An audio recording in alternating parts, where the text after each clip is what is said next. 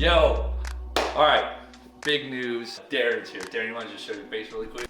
Darren's here. Darren's going to be helping us out with some videos, and in today's video, we're jumping back into the Chaser.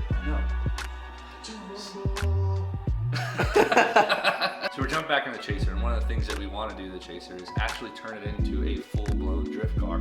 Well, what's needed for a drift car, one of the main things you need? Angle kit.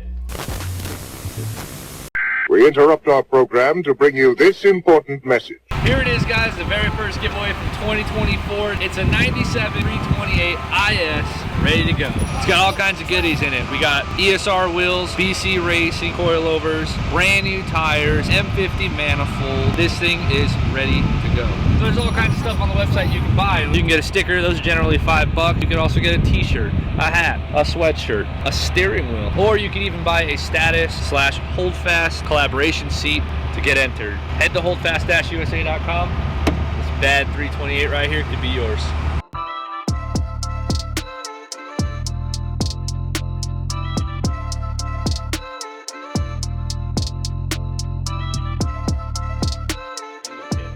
So we hit up this guy right here, this big tall glass of maple syrup from the Great White North, Josiah. I don't know how to pronounce his name. Point is, Josiah runs FDF Race Shop, and Josiah and I both competed in the 2020 and 2021 seasons of FD. I got to spend a lot of time talking with him in the stands, analyzing drifting, watching drifting, sharing ideas and stuff about how to compete. I actually fell in love with that redheaded boy, and now I consider him a good friend of mine. So naturally, when we wanted to get an angle kit, if you guys have seen any of the E46 stuff, we jumped to FDF on the Pro Car. So there's a Mantis kit, and the Mantis kit has all kinds of parts to it. It's got these two lower arms, this upper arm as well, the extended tie rod, but it also has an entire upright. And the upright that it uses is similar to the 350Z Mantis kit. Well, I didn't go to Mantis kit because this seems to be a little bit more cost effective. You don't have to necessarily change all of your other parts like you do with the Mantis kit. And what I mean by other parts is your brake caliper, your rotor, your hub, all those things have to get upgraded or changed to like 350Z style stuff. With this particular kit, we get all the benefits of the big Mantis kit, but now we have this bolt-on piece that bolts onto the bottom of the knuckle and allows you to use your factory brakes and your factory rotors. So it just made a little bit more sense for us to go with this kit instead of the Mantis kit. And I don't know if this is actually listed on there. I'm sure you guys can hit up FDF, contact them and say, hey, I want the same kit that Micah runs on his JZX 100. And the boys over there will be glad to take care of you guys. So we have the angle kit, and if you watched the last episode, we fitted all of the body panels onto the car, and as well as getting the rear dialed in and getting the front dialed in. The issue that we have now is that I got the car and I converted it all to 5x120 with adapters. Quick little adapter. 5x114 to 5x120, which is the bolt pattern, the measurement and spread of the bolts, because I wanted to try to utilize the 5x120 ESR wheels that I have, which are these. They fit really well, but as soon as I threw the angle kit on, it got way too wide. Here's a photo of what it looks like with a 3-piece wheel on it. It's too wide. So we jumped back into the 5x114 and it actually bolted the wheel directly to the hub, which I prefer, but again, I just wanted it to be 5x120.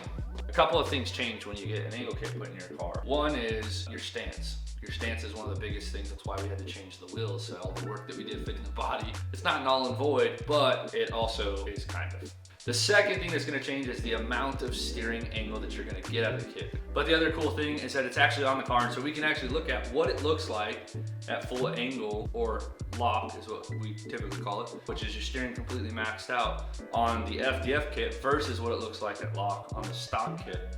I'll throw it on for you, I'll show you. So this will be the tire if we were going into a left-hand turn, and now you have the leading angle there. Then if we go into a right-hand turn, this will become a chase wheel, and this is the angle you have. Footage of stock wheel going into lead position.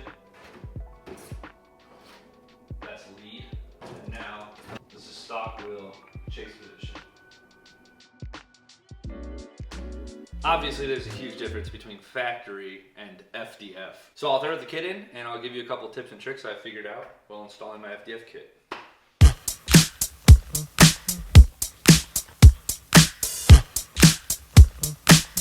I flush my drinks down in the club. I always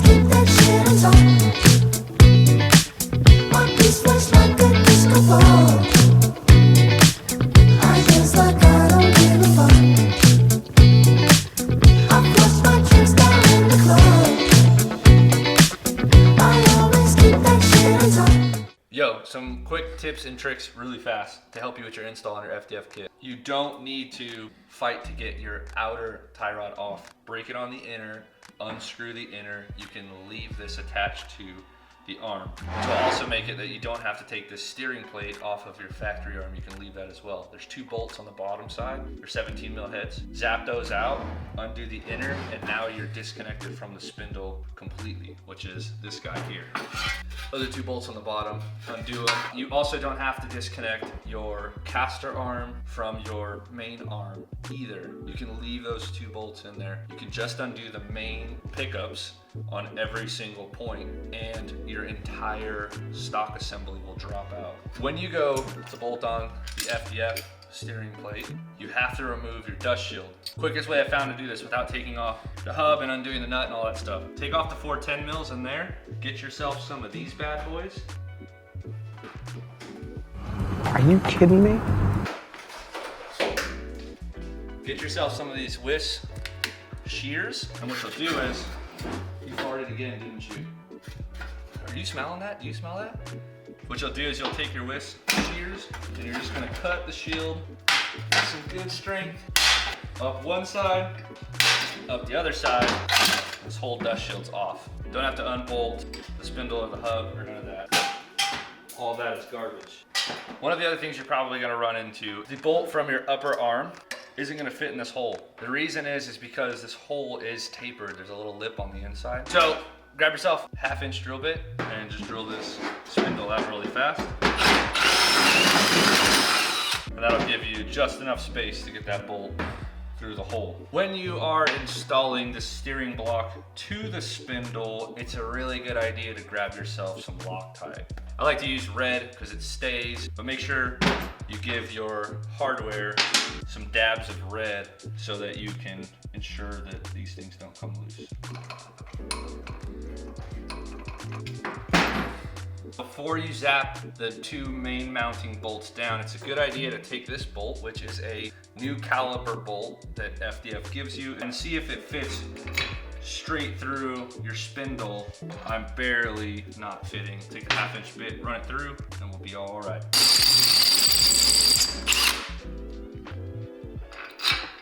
Now that the hole works, you're good to go.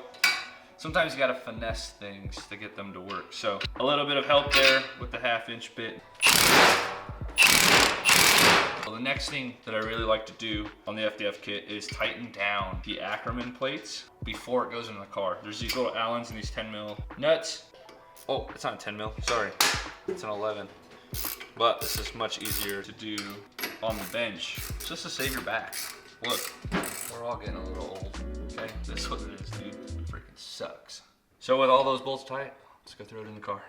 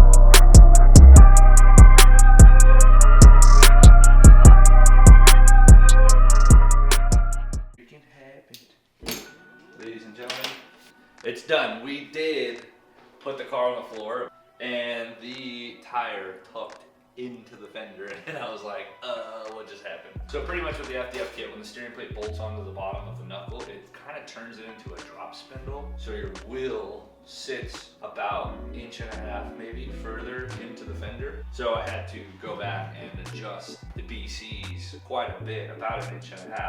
The benefit to it is that if you can get a hold of some custom BCs, the potential is that you could run a longer shock body and get better shock travel. There's that, but dude, it looks so good. I'm so in love with the way this car's looking right now. There's a few more things to do, like I gotta fit the bumper a little better, put some splitters, get the skirts mounted properly, things like that. I'm gonna have to cut some stuff on the bumper to make the wheels have clearance to turn. The AP6s look pretty damn good. I'm still trying to figure out a way to make this car 5x120, although the offsets on the LP12s probably still wouldn't work. So I'll probably just have to get a big spacer for the rear that's 5x114, 2 5x114, and run AP6s all the way around. But the last thing to do to this thing is get the bumper on, then go get it wrapped as far as making it like street car and finished for its phase 1 of the build. As always, dudes, hold fast. It's on the wall. Just do it. Later.